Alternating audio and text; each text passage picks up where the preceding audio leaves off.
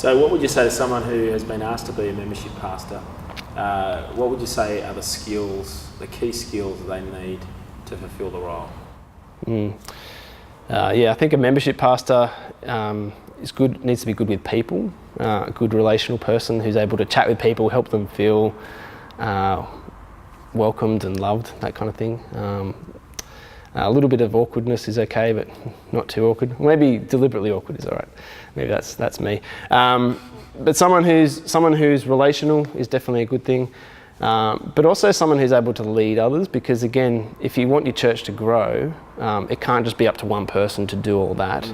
They need to be leading teams of people, or leading leaders who are leading leaders who are leading teams of people to be doing a lot of that work.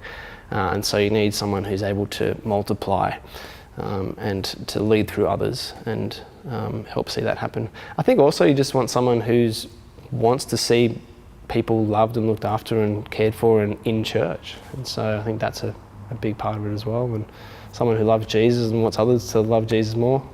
Yeah, so. And perhaps as well, someone who's able to put together a system or systems in place to help multiply the effectiveness of what you're trying to do. If you're having 100 people visit your church over a few months, that's 100 conversations. You need to. It's be helpful to put systems in place to help make sure those people are being loved and looked after, and people aren't being dropped, because that's not very loving. So putting systems in place is actually a really loving thing for people. What's one tip that you would give to someone starting out in a membership pastor role? Yeah, I guess the one tip I'd have is for someone to work out, particularly in a new church, work out what your pathway is. So you're wanting people who come for the first time to eventually join your church. What does that pathway look like? Spend time working that out. What do you want the first timer to do? What do you want the second timer to do? What are the steps you want to take?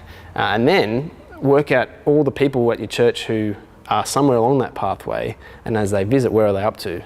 And try and keep track of where people are up to, and help make sure you know what the next step for them is, and help make sure they know what the next step for them is, so that more people can be joining your church. I think that would be my tip.